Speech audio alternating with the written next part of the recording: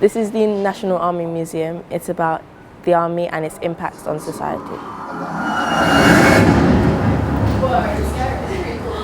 It was as if heaven, earth and hell had united for the destruction of friend and foe alike. Now you try it.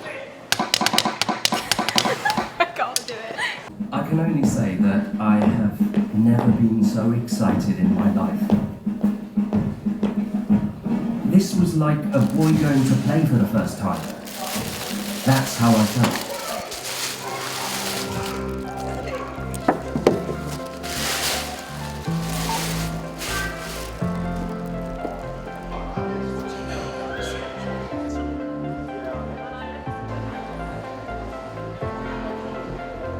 And what's that? What's that like? Little like water clocks, I think.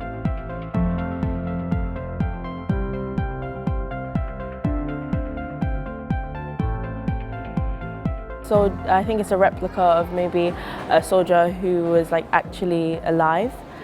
And then we read there was like engraving on the front, like writing on the front, and it said like something, his name, I think.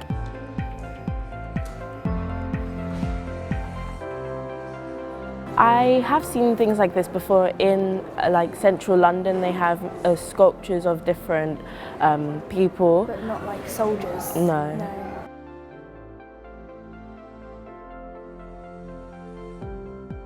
Is there a significant story behind this statue?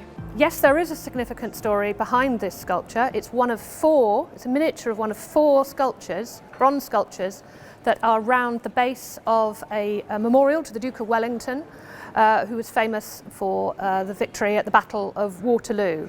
This one represents England, the Grenadier Guardsman, and then there is a figure of a Scottish Highlander, there's a Welsh Fusilier, and an Irish Dragoon. Until the First World War, the Napoleonic Wars and the Battle of Waterloo was known as the Great War. So this was something very, very important in people's memories and a part of the history of this country. We usually see statues bigger than this. Is there a reason why this one is smaller?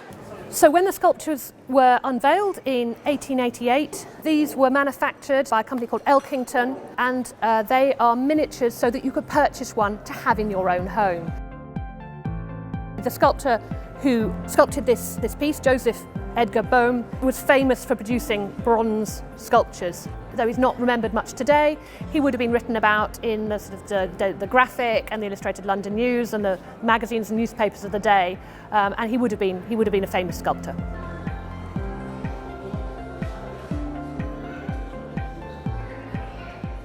I learnt that in Hyde Park there's a statue of Wellington, and at each corner there's four statues of the soldiers. After what Emma said, we need to go to Hyde Park Corner.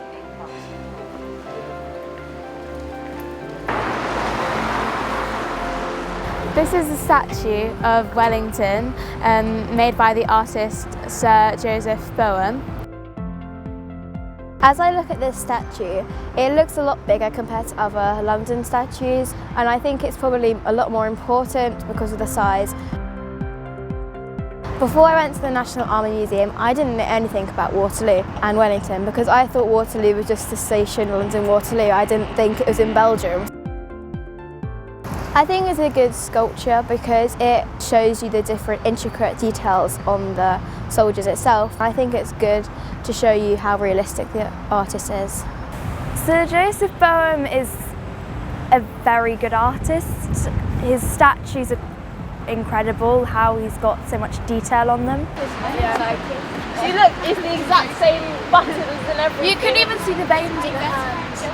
Oh. Whoa, so textured. And it's the same position as well. You can see his like knuckles as well.